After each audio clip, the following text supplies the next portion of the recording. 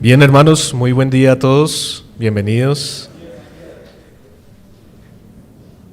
Dice Juan 17:17, santifícalos en tu verdad, tu palabra es verdad. Como tú me enviaste al mundo, así yo los he enviado al mundo. Y por ellos yo me santifico a mí mismo, para que también ellos sean santificados en la verdad. Vamos a orar, hermanos, para que el Señor nos ayude en esta mañana. Hoy quiero compartir un tema que es, diría yo, hermanos, muy común, no es nada fuera de lo normal. Sin embargo, es un tema que es bueno refrescar siempre y traer a nuestra mente, y va en conformidad a lo que hemos estado orando y a lo que hemos estado cantando, y eso es el Evangelio y la evangelización, precisamente. Así que, mis hermanos, les invito a que oremos y que el Señor nos ayude en esta mañana a disfrutar este tiempo y a escuchar lo que Él nos tiene que decir a través de su palabra. Dios bueno y misericordioso, te damos mil gracias en esta mañana porque nos das el privilegio, Señor, de como piedras vivas reunirnos en un solo lugar, Señor, y constituir tu casa, tu templo, Señor, en el cual tú moras en medio de tu pueblo. Te damos mil gracias, Señor, porque hoy tú haces realidad esta verdad. Y a veces, Señor, nosotros venimos a adorarte a este sitio, Señor, con los ojos físicos solamente, y nos olvidamos de la fe, nos olvidamos de el espíritu, nos olvidamos de toda esta esfera espiritual, Señor, que tú nos has puesto por delante a través de tu palabra, y en la cual suceden tantas cosas maravillosas, Señor, en este santo día, en el cual tú estás de manera especial en medio de nosotros con tu Santo Espíritu, Señor. Por eso, Señor, te damos mil gracias por tus beneficios y bendiciones, Señor, porque nos das el privilegio de venir a cantarte, Señor, a cantar tu palabra, a cantar el Evangelio precioso que nos ha rescatado un día, Señor, y también a que ese Evangelio precioso sea escuchado en los oídos de aquellos que vienen y no han creído en ti también, Señor. Te damos gracias porque nos ayudas a leer tu palabra, Señor, estas verdades preciosas reveladas allí, que nos muestran esa historia maravillosa de redención que año tras año, siglo tras siglo, se fue conectando, desarrollando y revelando para mostrar a tu Hijo maravilloso, precioso, Rey y Señor, nuestro amado Jesucristo, en el cual se cumplieron todas las promesas, el cual es el sí y el amén, como dice tu palabra, Señor. Y por eso estamos aquí en este santo día. Por eso estamos aquí delante tuyo, Señor, delante de tu presencia, adorándote, Señor, alabándote porque tú eres bueno, porque para siempre es tu misericordia, también nos enseña tu palabra, Señor. Y por eso estamos en esta mañana aquí. No nos permitas, Señor, olvidarnos del valor de venir acá, Señor. No es como un día cualquiera, Señor. No es una reunión cualquiera. No es un lugar cualquiera, Señor. No es una palabra cualquiera. No eres un Dios cualquiera, Señor. Ayúdanos a poder enfocarnos en ti, Señor, y que cada centímetro de nuestro cuerpo, de nuestra mente y de nuestra alma esté presta a adorarte, Señor. Señor, perdónanos porque no lo hacemos perfectamente, Señor. Porque nos distraemos, nos olvidamos, nos confundimos, Señor, nos aburrimos, así de infieles somos, Señor, contigo. Pero permite que todos los que estamos aquí en esta mañana podamos estar prestos a adorarte, Señor, a través de la escucha de la palabra y a través de cada uno de estos actos preciosos de adoración. Ayúdame a mí también, Señor, una oveja imperfecta también, Señor, con pecado. Límpiame, Señor, con la sangre de tu Hijo, y ayúdanos, Señor, tanto a mí para poder ser claro, para poder animar a mis hermanos, como también a mis hermanos para que puedan entender lo que tú nos quieres decir. Así que, Señor, en esta mañana oramos a ti y ponemos todo este tiempo en tus manos, porque tú eres nuestro pastor, tú eres nuestro Rey, Señor, tú eres nuestro Maestro.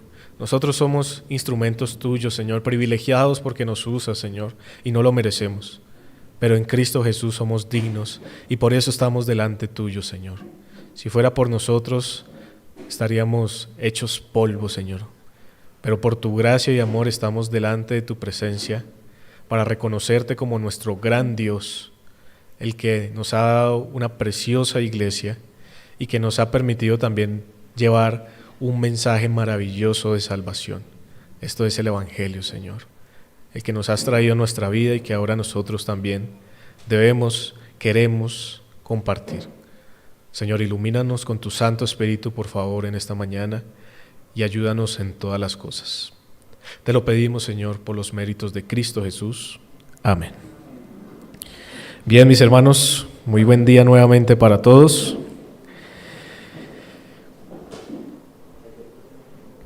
Hay una mala costumbre entre los colombianos, y espero que ustedes no tengan esta mala costumbre, especialmente en Bogotá.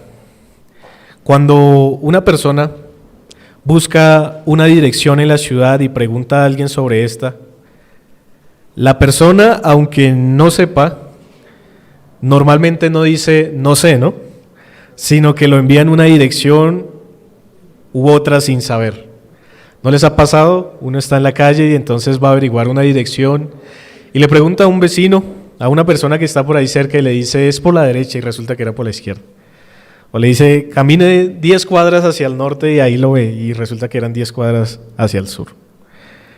Se pregunta por un lugar y se termina dirigiendo a otro. Por eso hoy día un consejo práctico para ubicar una dirección es tengan datos, búsquenla por GPS porque los pueden dirigir a un lugar equivocado. A mí me pasó, por ejemplo, una vez, hermanos, que pedí unas indicaciones y me enviaron a un lugar equivocado y resulta que yo estaba en un barrio muy peligroso y terminé en un callejón con un grupo de jóvenes mirándome como raro. ¿Y a cuántos no les ha pasado esto? Pues esto mismo, hermanos, pasa frecuentemente cuando una persona que no sabe a dónde ir se acerca a un creyente y éste no sabe a dónde dirigirlo. En vez de guiarlo por el camino de la verdad y la salvación, se suele decir cosas que no lo van a llevar a ningún lado. Una verdad es, si vamos a dar una indicación, ya sea de una dirección o demás, es que debemos conocer dónde es, por supuesto, si no decir no sabemos. Y de la misma manera, si queremos compartir el Evangelio, debemos conocer cuál es el mensaje que nos llevará a la ruta correcta. Direcciones incorrectas como Dios te ama, o invita a Cristo a tu corazón, o mi testimonio personal te salvará, son indicaciones insuficientes para encontrar la puerta estrecha y el camino angosto en donde está Jesús y su redención. Por eso, hermanos, en esta mañana es importante, y en esta mañana hay muchas más, hermanos, que una y otra vez recordemos de qué se trata el Evangelio, de qué se trata también la evangelización, que es mi tema central, y quién debe hacerla y de qué forma se debe hacer.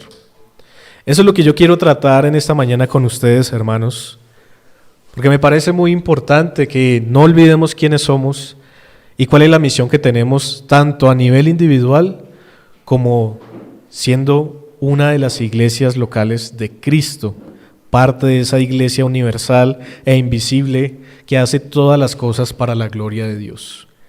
Por eso es importante, hermanos, que sepamos qué es el Evangelio. Y esa es la primera pregunta que yo quiero resolver en esta mañana, hermanos, y es, ¿qué es el Evangelio? Piensen un momento ustedes. Para ustedes, si les preguntaran, ¿qué es el Evangelio? ¿Qué responderían? Tal vez en sus trabajos, o allí en la casa, tal vez sus vecinos. Si les preguntaran qué es el Evangelio, ¿cómo responderían? Piensen un momento, ¿cómo lo harían? Dios te ama y tiene un plan maravilloso para ti. Ven, te cuento mi historia para que veas el poder de Dios. Es invitar a Cristo al corazón. Todas estas cosas en cierta parte hacen parte del Evangelio, diría yo, algunas de ellas, pero no son todo el Evangelio. ¿Dónde encontramos nosotros el Evangelio? En la palabra de Dios, por supuesto. Y el Evangelio se puede definir de varias maneras, hermanos. Sin embargo, hay ciertos elementos que son esenciales al momento de definir qué es el Evangelio. Y yo quiero traerlos en esta mañana para que no se nos olvide, para que aquellos que no lo sepan, y aquellos que no han escuchado el Evangelio también lo puedan escuchar en esta mañana y puedan creer en Cristo y arrepentirse de sus pecados. El mensaje del Evangelio comienza con una mala noticia. Esa noticia es que todos nosotros nacemos en un estado de muerte, en un estado de rebeldía, en un estado en el que estamos alejados de Dios, y este pecado en el que nacemos nos lleva a violar continuamente la ley de Dios. Por eso hay algo de lo que somos merecedores, y es de la justa e infinita ira de Dios. Esto es importante porque esto es parte del Evangelio. La palabra Evangelio, ustedes saben que significa buena nueva.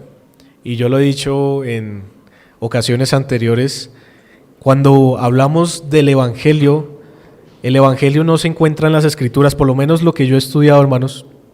Yo no encuentro el Evangelio en plural, sino en singular.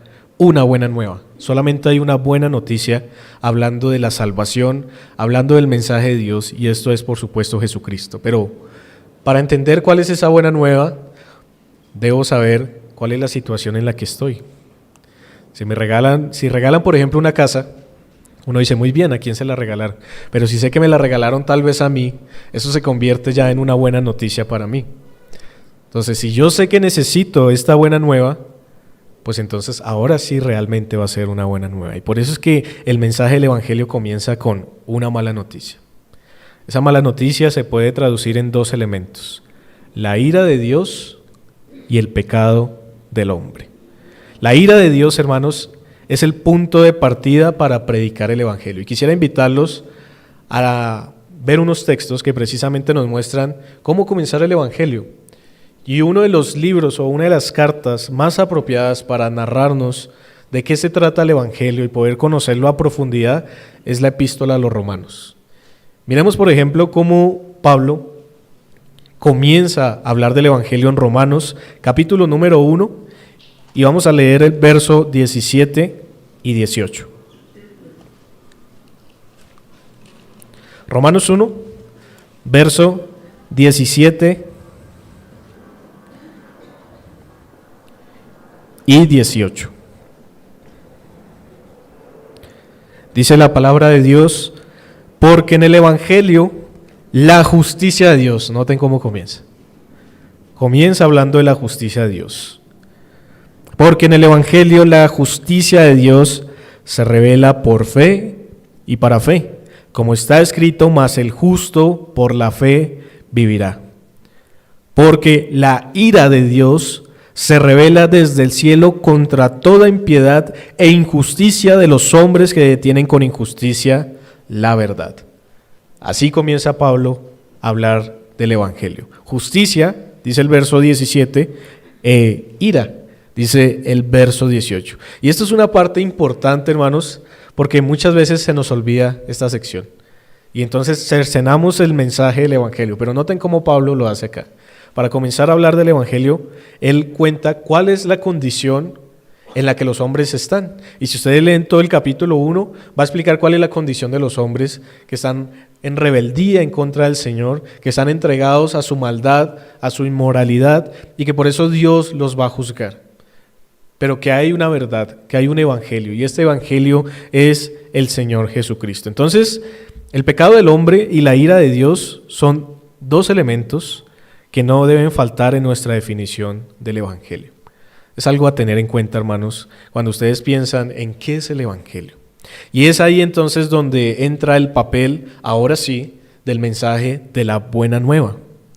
Ese mismo Dios de ira, hermanos, ese mismo Dios que es santo, ese mismo Dios que revela su justicia, también es un Dios misericordioso, también es un Dios bondadoso, es un Dios compasivo. Y para resolver el problema del hombre pecador, de estos pecadores de los que estamos hablando, entre los cuales estamos todos nosotros, hermanos, pero sin pasar por alto su justicia, envió a alguien de valor infinito. para que pagara nuestra deuda, sufriendo en nuestro lugar. ¿Qué sufrió esta persona? El castigo que merecíamos por nuestros pecados. Ahora, ese alguien es Cristo, el Hijo de Dios. Y en palabras de un pastor, este Cristo tomó para sí naturaleza humana, semejante a nosotros en todo, pero sin pecado. Cumplió la ley de Dios a la perfección y luego murió en una cruz, siendo inocente, para que pecadores culpables pudieran ser absueltos en el tribunal de Dios. 3 días más tarde, Dios testificó que su justicia quedó plenamente satisfecha, habiéndolo resucitado. Resucitó a Cristo entre los muertos, de manera que ninguna de nuestras transgresiones quedó impune, porque Dios las ha castigado en su Hijo. Este es el Evangelio, hermanos. Todos estos elementos que acabé de nombrar, de mencionar, son el Evangelio. Y hay una y otra forma en la que las Escrituras nos presentan el Evangelio, pero estos elementos deben estar allí. La santidad de Dios, la justicia de Dios, la condición del hombre, lo que hizo Dios a favor de estos hombres, qué logró con esto y qué demanda de los hombres. Y sobre esta base del Evangelio, hermanos, es que se anuncia que hay salvación en Cristo para todo aquel que se arrepiente, para todo aquel que pone su confianza únicamente en Él. Entonces hay como 3 partes, ¿notan? La primera parte es la mala noticia, la segunda parte es el Evangelio, la tercera parte es el llamado al arrepentimiento y la fe. Este es el mensaje, hermanos, que el Evangelio anuncia. Es el mensaje que se debe compartir para que los pecadores se arrepientan. Hay formas en las que las Escrituras expresan este mensaje. Por ejemplo, la palabra en 1 de Pedro 3:18 dice que el justo murió por los injustos. Ahí están esos elementos también. Está el elemento de la mala noticia, los injustos, pero el elemento de la buena noticia, el justo. Miremos, por ejemplo, 2 Corintios, capítulo número 5, versículo número 21. Allí encontramos otro ejemplo del Evangelio. 2 Corintios, capítulo 5, versículo número 21.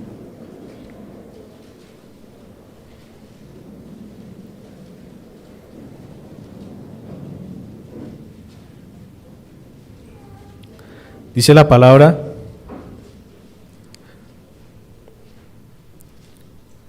Segunda de los Corintios 5:21. Al que no conoció pecado, Cristo, por nosotros lo hizo pecado, para que nosotros fuésemos hechos justicia de Dios en él.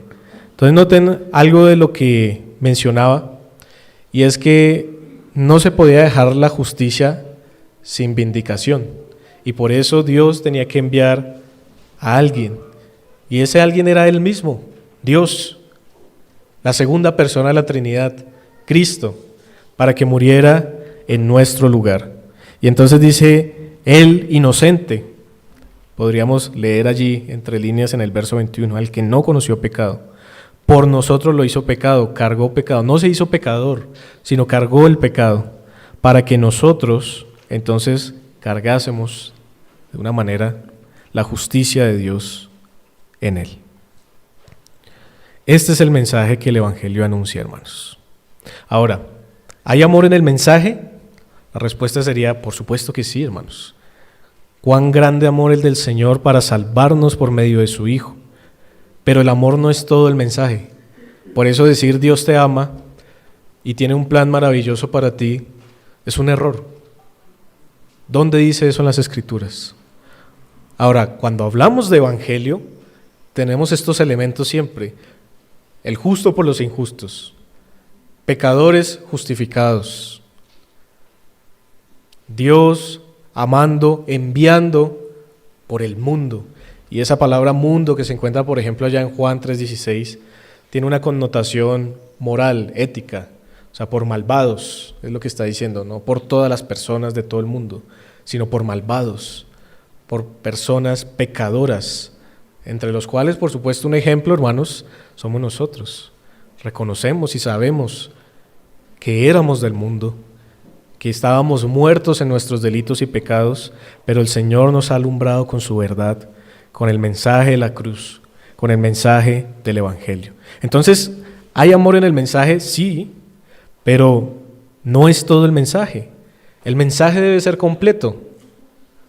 Que Cristo murió por nuestros pecados conforme a las Escrituras, y que fue sepultado, y que resucitó al tercer día conforme a las Escrituras, dice la palabra también. El mensaje, si ustedes notan, cuando hablamos del Evangelio es sencillo. Cualquier persona lo puede entender. Las indicaciones, como les decía al principio, hacia el camino de la verdad y la vida son claras, y debemos darlas de esa manera. Este paso es importante, hermanos. Es importante primero conocer cuál es la verdad, cuál es el mensaje para poder guiar a una persona. Entonces ya sabemos cuál es la dirección, ya sabemos cuál es el lugar. Y tal vez no nos lo podamos memorizar literalmente, pero podemos encontrar esos elementos. Por eso es que a veces se da una definición de evangelio de una manera u de otra, porque así mismo las Escrituras lo presentan, pero estos elementos siempre están. La mala noticia, la buena noticia, y qué se debe hacer con esa buena noticia. Entonces, el llamado al arrepentimiento y a la fe. Pero en segundo lugar, hermanos, ya habiendo observado qué es el evangelio, habiendo visto qué es el evangelio, ¿qué debemos hacer con este evangelio? ¿Qué debemos hacer con este mensaje? ¿Guardarlo y no compartirlo con nadie? ¿Como un tesoro? Porque es un tesoro, pero debemos hacerlo así, guardarlo como un tesoro. Cuando nos pregunte alguien hacia esa dirección, ¿lo enviamos hacia otra parte? ¿Debemos compartirlo? Por supuesto que sí, de eso se trata el evangelizar, hermanos. Entonces yo quiero también definir qué es evangelizar de una manera sencilla. Evangelizar es declarar, en primer lugar, es proclamar, es anunciar con base a la autoridad de Dios. Esto es importante. Voy a leerlo completo, esta definición, y les voy a ir explicando parte por parte, porque quiero que lo tengan ahí en cuenta. Es declarar con base a la autoridad de Dios lo que Él ha hecho para salvar a los pecadores, advirtiendo a los hombres de su condición perdida, guiándolos a arrepentirse y a creer en el Señor Jesucristo. Eso es una definición de un teólogo. Es declarar. En primer lugar, entonces, evangelizar no es guardármelo, no es esperar que las personas me pregunten, sino es anunciar. En segundo lugar, es con base a la autoridad de Dios, es decir, conforme a las Escrituras, no conforme a lo que nos funciona o a las emociones, como hacen en algunas iglesias, sino conforme a la palabra de Dios. ¿Qué? ¿Qué hay que declarar? Lo que Él ha hecho para salvar a los pecadores. Entonces ahí está la buena noticia, la mala noticia que somos pecadores, pero también advirtiendo a los hombres de su condición perdida.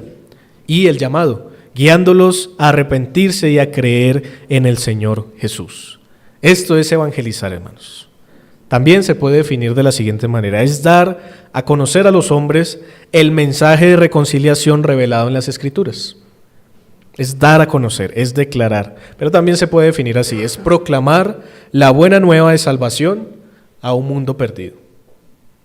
Eso es evangelizar.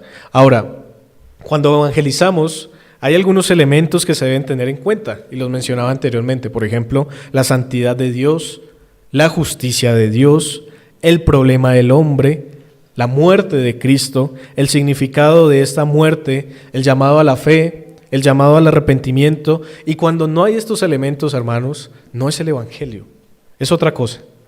A veces es un mensaje bonito, a veces es un testimonio personal que a veces vale la pena compartirlo, pero eso no es el evangelio. El evangelio es esto que estamos viendo en esta mañana, es lo que encontramos en las Escrituras. Son estos elementos que el Señor una y otra vez ratifica a través de su palabra. Y evangelizar no es compartir el testimonio, vuelvo y reitero. No es hacer un llamado al altar. No es que se levanten y hagan una oración de fe. ¿Dónde encontramos eso en las Escrituras? No hay un solo sitio en el que encontremos esto en las Escrituras. Entonces, ¿de dónde sacan esto? si evangelizar es declarar con base en la autoridad de Dios. Es Dios mismo el que ha dejado este mensaje. Y por eso leía al principio Juan capítulo 17, versos 17 y 19. Quiero que vayamos allí un momento y recordemos lo que acabamos de leer. Juan 17, 17. Y mientras lo buscan, ni la oración de fe, ni pasar al altar, ni el testimonio de la conversión, aún ni siquiera el hacer obras de bien social son el evangelio. Las buenas obras en la vida del creyente son importantes, pero eso no es evangelizar, y eso es lo que yo quiero que quede claro en esta mañana. Y sé que muchos lo tienen claro, pero nunca está mal volverlo a recordar. Juan 17, 17. Dice el Señor Jesús en esto que se ha conocido como la oración sacerdotal del Señor: santifícalos en tu verdad, tu palabra es verdad. Entonces miren cómo en primer lugar el Señor ora por la palabra, para que sea santificada en sus discípulos, la autoridad de Dios. Y dice el verso 18, haciendo un paralelo: como tú me enviaste al mundo, así yo los he enviado al mundo. ¿Quién nos ha enviado al mundo? Ahora, ahí está hablando de los apóstoles, pero por supuesto que no solamente ese envío y esa comisión el Señor Jesús la hizo a los apóstoles. Los apóstoles son parte de algo más grande, y es la iglesia del Señor. Pero ¿qué función tenían los apóstoles? Eran el fundamento. Ellos eran el fundamento, edificados sobre el fundamento de los apóstoles y profetas, siendo Cristo mismo la cabeza del ángulo. Entonces ellos tenían una labor, pero no eran los únicos, y por eso entonces el Señor dice ahí: santifícalos en tu verdad, tu palabra es verdad. Como tú me enviaste al mundo, hablándole el Padre al Hijo, así yo los he enviado al mundo. Y dice: y por ellos yo me santifico a mí mismo. Ahí está el evangelio, hermanos. Eso no se entiende tan claramente en nuestro lenguaje, pero la palabra santificar allí es como consagrar. Es decir, Él se va a dar a sí mismo como ofrenda. O sea, Él va a morir por sus hijos, es lo que está diciendo allí. Va a morir por su pueblo, va a morir por sus discípulos de todas las épocas, de todas las naciones, para que también ellos sean santificados en la verdad. Entonces, así como Él se va a santificar por ellos, ahora ellos se van a santificar en Él. Nosotros nos vamos a santificar en Él, nos vamos a consagrar a la verdad, vamos a abrazar esa verdad. Y es precisamente ese el mensaje del evangelio. Él nos ha enviado, nos envía a evangelizar, nos envía a predicar el evangelio, no a contar bonitas historias, no a contar cuántas metas he alcanzado en mi vida, cuántas carreras he cursado, cuántos trabajos he tenido, cuánto dinero he ahorrado. Todas esas cosas, hermanos, pues están bien, pero a eso no nos ha mandado el Señor. El Señor nos ha mandado a evangelizar, a proclamar su palabra. Ahora, ya hemos visto qué es el evangelio. Ya vimos qué es evangelizar. En tercer lugar, aunque es obvio, ¿quiénes deben evangelizar? ¿Quiénes deben evangelizar? ¿Los políticos? ¿Las estrellas? ¿Los famosos? La respuesta corta a esta pregunta es la iglesia de Cristo, por supuesto. Es la iglesia la que debe evangelizar, no solamente los apóstoles, sino que Cristo ordenó que su iglesia evangelizara. Entonces, ¿qué es evangelizar? Declarar, anunciar el mensaje de la cruz y la necesidad de salvación a hombres pecadores. Y cuando me refiero a hombres, es a toda persona, ¿no? Hombres y mujeres, por supuesto. Vamos a ver dos textos de esto. ¿Quién debe evangelizar? Un texto muy conocido, Mateo capítulo 28, versículo 19.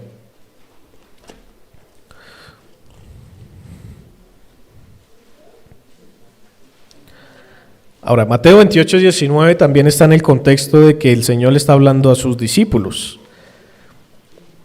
Y dice la palabra: por tanto, dice el Señor, id y haced discípulos a todas las naciones, bautizándolos en el nombre del Padre y del Hijo y del Espíritu Santo, enseñándoles que guarden todas las cosas que os he mandado, y he aquí yo estoy con vosotros todos los días hasta el fin del mundo. Amén. Aquí está la ordenanza. Entonces pensemos un momento esto. Si solamente la ordenanza fuera para los discípulos, ¿por qué dice todos los días hasta el fin del mundo? ¿Acaso los discípulos iban a vivir para siempre?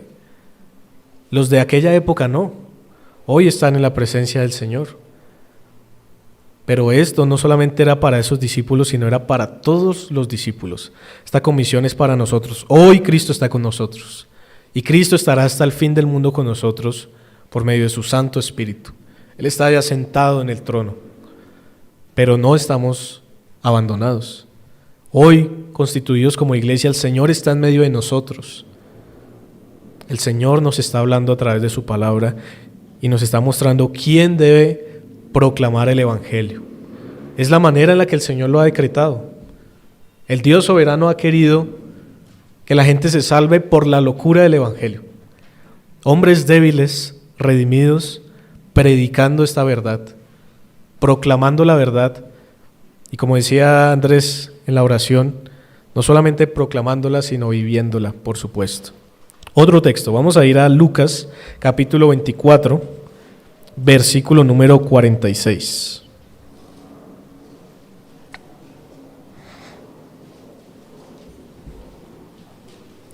Lucas 24, 46.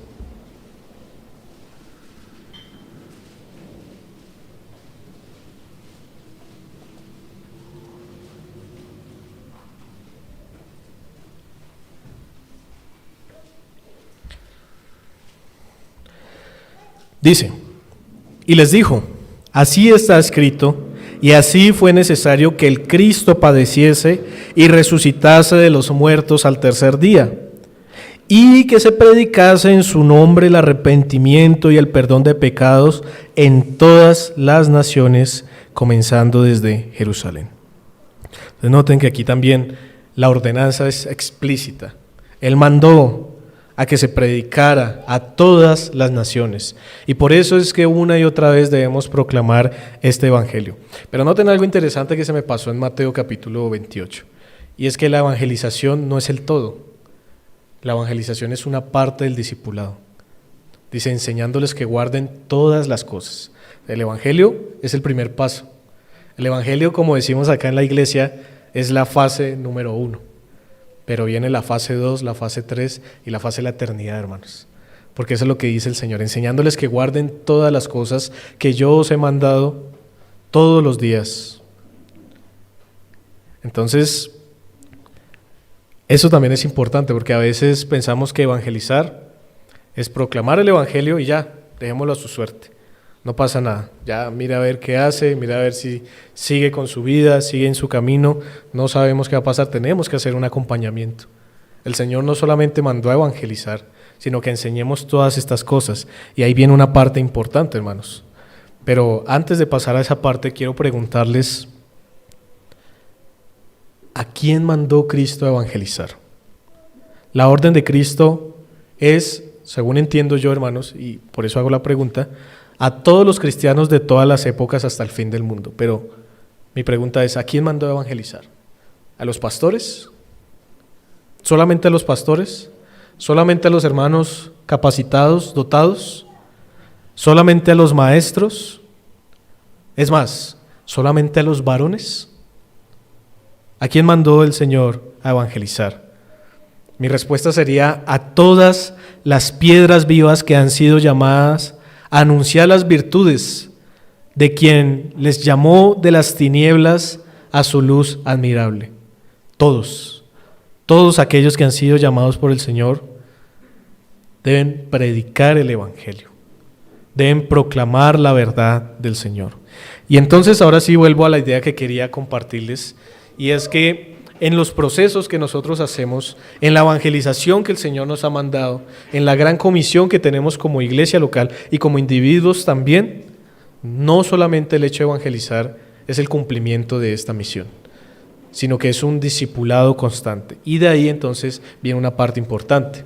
Y hace unos años escuchaba esta ilustración decían que uno no debía hacer una rueda suelta, hablando de un carro, por supuesto, y por ejemplo pensemos en una mula que se le va una rueda y sale por allá volando. Y por supuesto esa ilustración aplica a una iglesia local, no a una organización ni nada de eso, a una iglesia local. Y entonces cuando un miembro o un hermano de la iglesia local actúa por su cuenta sin tener en cuenta a su iglesia para este trabajo de evangelización, es como si fuera una rueda suelta. ¿Por qué? Porque resulta que las Escrituras también nos enseñan que la mejor forma de proclamar el evangelio es proclamarlo, pero mostrarlo y testificarlo. Si hablamos de que el evangelio es el gran amor de Dios para con nosotros, ¿cómo mostramos ese amor? Amándonos los unos a los otros. Juan capítulo 13, verso 34 dice: en esto conocerán que son mis discípulos. ¿Cómo? Miremos el texto. Juan 13, 34.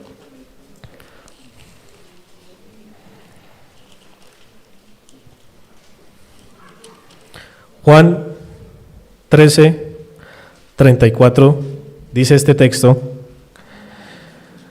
un mandamiento nuevo os doy, que os améis unos a otros como yo os he amado, que también os améis unos a otros.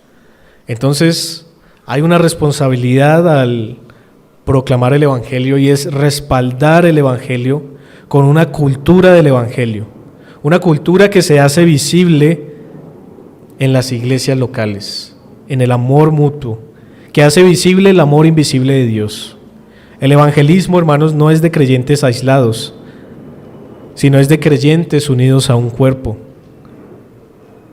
Es de creyentes que muestran ese amor, que hacen visible ese amor. La iglesia no puede proclamar el amor de Dios si ella misma no es evidencia de ese amor. Vamos a otro texto. Bueno, antes de ir, dice ese texto: un mandamiento nuevo os doy. El mandamiento nuevo no es que se amen unos a otros, porque eso lo encontramos antes. El mandamiento nuevo está en cómo yo os he amado. Porque antes, ¿cómo había amado Cristo? No, estaba prometido. Vivían por la esperanza de la venida del Mesías. Pero ahora, ¿cómo nos ha amado el Señor? Dando su vida para el rescate de muchos. Entonces, ¿cómo debemos amarnos nosotros? Sufriendo, hermanos, muriendo a nosotros mismos, perdonándonos y soportándonos, ayudándonos, exhortándonos y demás. Primera de Juan, capítulo 4, versículo número 12.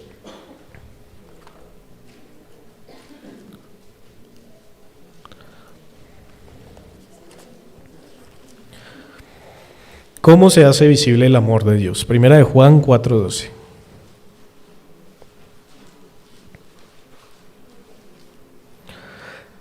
Dice Juan nuevamente allí: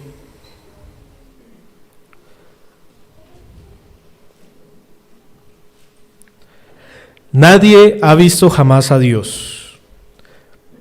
Si nos amamos unos a otros, Dios permanece en nosotros y su amor se ha perfeccionado en nosotros.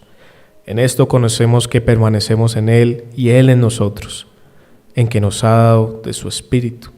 Pero ¿cómo vemos a Dios? A través del amor, a través de amarnos unos a otros.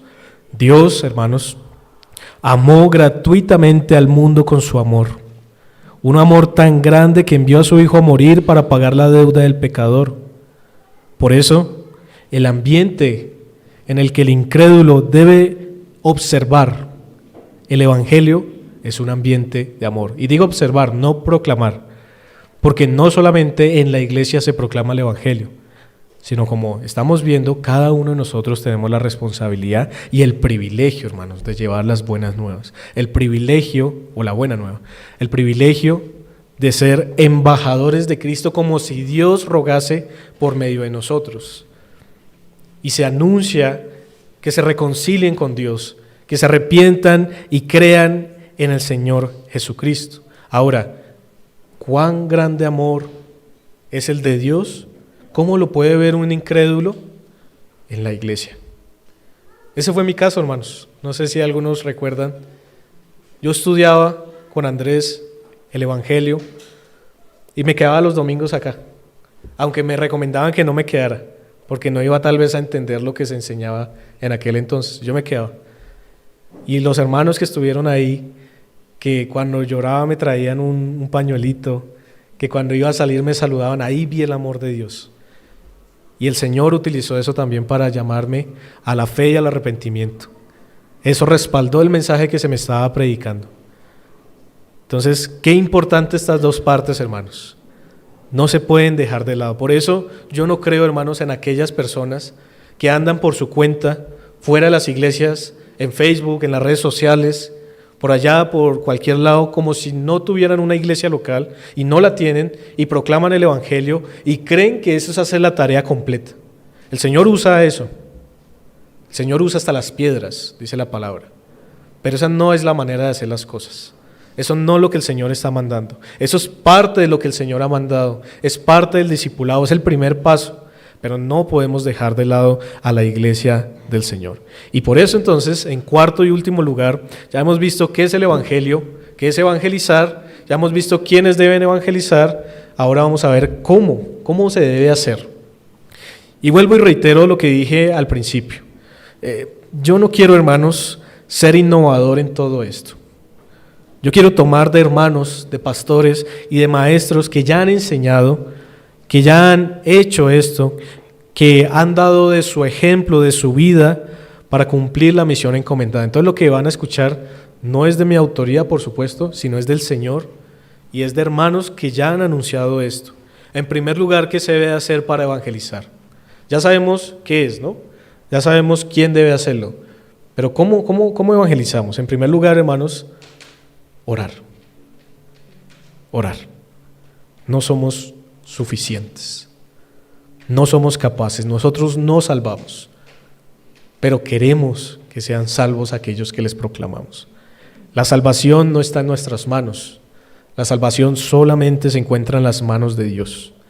Por eso debemos pedir, hermanos, en oración, que Dios bendiga su palabra para que traiga al arrepentimiento a aquellas personas que nos están escuchando. Siempre, hermanos, que vayan a predicar el Evangelio, que lo vayan a anunciar, que lo vayan a proclamar en sus trabajos, en sus escuelas, en las universidades, en sus casas, en donde sea. Oren. Oren por esa persona. Oren por la palabra. Oren por ustedes también. Dios salva al pecador, no nosotros. Y entonces hay unos que dicen: no deberíamos orar, no deberíamos ni aún predicar el Evangelio, porque si Dios ha predestinado para la salvación, ¿para qué hacemos eso? Si al igual Dios lo va a hacer. Pero resulta que es que Dios no solamente eligió a quienes se van a salvar, sino también eligió los medios por los cuales se van a salvar. Y el Señor en su palabra dice cuáles son esos medios: oración y palabra. Orar por esas personas perdidas y la palabra por la que viene la fe. Miren que esa era la misma forma de pensar de Pablo. Él reconocía la soberanía de Dios, pero también su responsabilidad. Romanos capítulo número 9, versículo 15 y 16. Vamos a mirar esto brevemente.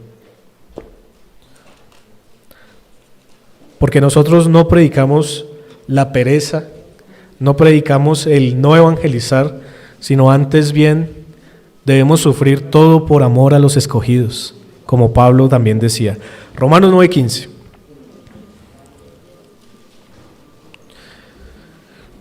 Entonces, ¿es cierto que Dios elige a unos para salvación? ¿Por qué? Verso 15. Pues a Moisés dice: tendré misericordia del que yo tenga misericordia, y me compadeceré del que yo me compadezca. Así que no depende del que quiere, ni del que corre, sino de Dios que tiene misericordia.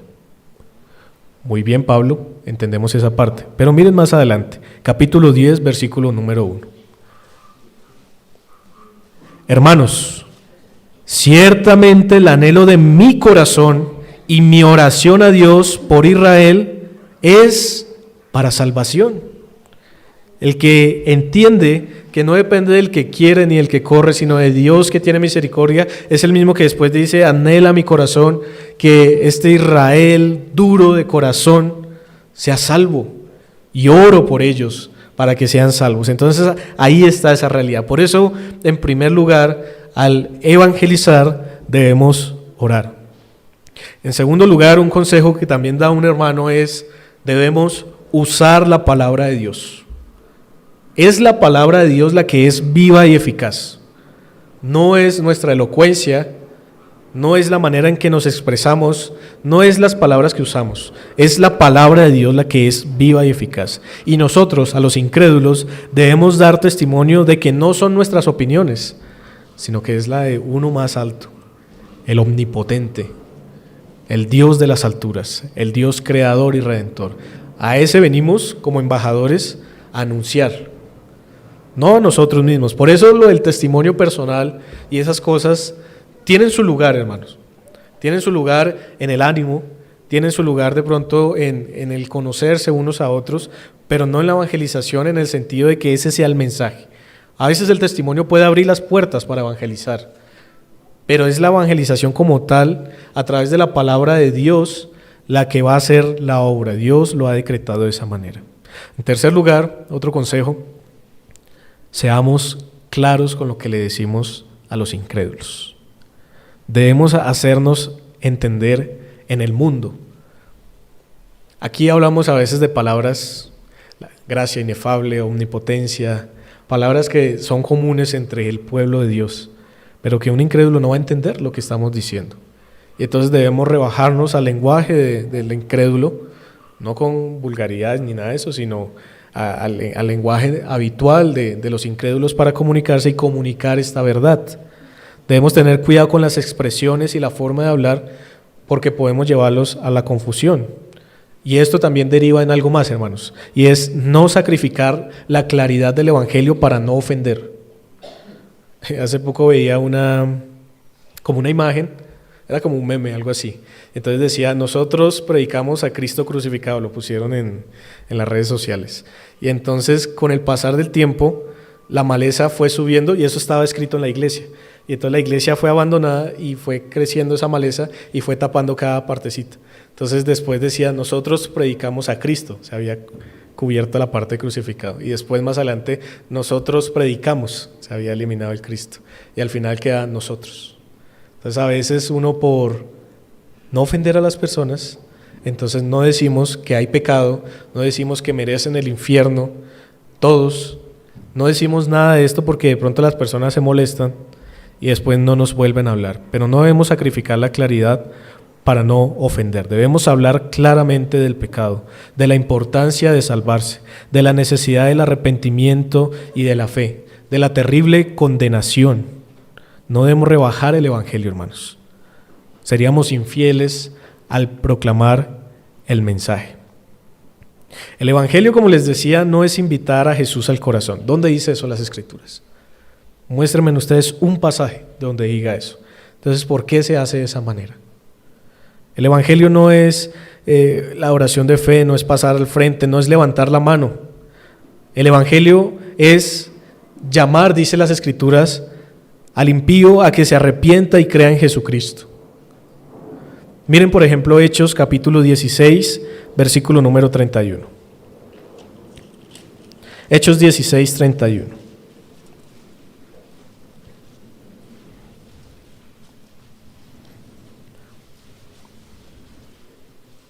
Miren la oración de fe ahí en el 31. ¿Qué dijeron ellos? Cree en el Señor Jesucristo y serás salvo tú y tu casa, en ese contexto particular, pero cree en el Señor Jesucristo. El mismo Señor Jesucristo trajo este mensaje. En Marcos 1:14 dice que ha venido el reino de Dios, que se arrepientan y crean. Ese mismo mensaje está en Romanos 1:16, arrepentimiento y fe. En cuarto lugar, entonces esto es como un paso a paso: orar, por supuesto, utilizar la Biblia, ser claros. En cuarto lugar, evangelizar o al evangelizar debemos usar la iglesia. Y esto es importante. Invitemos a las personas a venir al servicio de adoración. Invitemos a las personas para exponerse a la palabra e interactuar con el pueblo de Dios. Sabemos que ellos no van a venir a adorar, pero ¿dónde van a escuchar la palabra? ¿Dónde van a escuchar el mensaje de la cruz? Y anteriormente nosotros no teníamos la suficiente luz en este tema y a veces se recomendaba no invitar, sino si venían, que fueran bienvenidos. Pero ¿dónde más hay palabras de vida, hermanos? Y hoy, con la luz que tenemos de la palabra del Señor, decimos esto en conjunto con los pastores. Inviten a las personas a venir al servicio de adoración. Así se llene esto, hermanos. Así no haya lugar, así toque ponerlos por acá. Sabemos que gracias al Señor parece que ya no hay lugar, pero que vengan más, hermano. Que vengan más al arrepentimiento y a la salvación. ¿Qué importa si toca que unos estén de pie? ¿Qué importa eso? Dios quiera podamos ampliar, podamos seguir plantando iglesias, expandiendo el reino de los cielos, pero debemos usar la iglesia. Debemos traerlos para que miren el amor, y eso nos llama a nosotros a algo. Tengamos cuidado con lo que nos decimos unos a otros, cómo nos tratamos, cómo nos amamos. Tengamos cuidado, por ejemplo, con nuestros familiares, cómo hablamos de otros hermanos, cómo hablamos del pastor, cómo hablamos de nuestros allegados. Tengamos cuidado con quién estamos, porque está en juego un alma, y a veces se nos olvida eso. Tengamos cuidado nosotros también como iglesia, aquellas personas nuevas, no dejarlas ir, hermanos, aunque sea un saludo. A veces uno los ve que salen volados los nuevos, ¿cierto? Salen así rápido, no quieren que nadie los salude ni les hable, pero un saludo es suficiente, eso es amor. No, tal vez no retenerlo, si no quiere pues no pasa nada, pero no es la labor solamente del pastor, ni de los maestros, ni de esos hermanos queridos que siempre están ahí, sino de todos nosotros, hermanos. Por eso, al evangelizar debemos usar la iglesia. Ahí es donde se van a exponer a la palabra. Ahí es donde van a escuchar cosas como las que están escuchando hoy los que son incrédulos y están entre nosotros. El evangelio. Amigos y amigas que de pronto están acá. Estamos predicando el evangelio. Es claro el evangelio. El evangelio es que ustedes son pecadores, que se van a ir al infierno si no se arrepienten, pero que Dios ha dado una oportunidad, una sola, un camino, una verdad y una vida. Y este es Jesucristo. Y este Jesucristo, que es el Hijo de Dios, fue crucificado en una cruz siendo inocente. Y tal vez uno de esos pecadores arrepentidos pueda ser usted, amigo y amiga que está acá. Ejerciendo fe, arrepintiéndose de sus pecados, puede llegar a la salvación. Y tal vez usted puede decir hoy, sí, creo, sí me arrepiento, pero si quiere tener seguridad, acérquese a nosotros. Acérquese a nosotros y empezaremos un proceso de estudio, un proceso en el que va a afirmar si en verdad es un creyente, si en verdad se ha arrepentido, si en verdad ha creído en el Cristo de las Escrituras, y lo acompañaremos con amor. Lo acompañaremos, si el Señor lo permite, por toda la vida, hasta el fin del mundo, si el Señor lo permite así. Entonces, este punto es importante. Al evangelizar debemos usar la iglesia. ¿Por qué? Porque el no creyente verá una iglesia sana, que esperamos que el Señor nos ayude, por supuesto, a hacer eso, una iglesia sana, y esto ayudará y fomentará el escuchar el evangelio, porque el testimonio no salva, pero el testimonio ratifica y testifica precisamente esa palabra escuchada, de esa buena nueva. Miren un texto, Filipenses capítulo 2, versículo 14.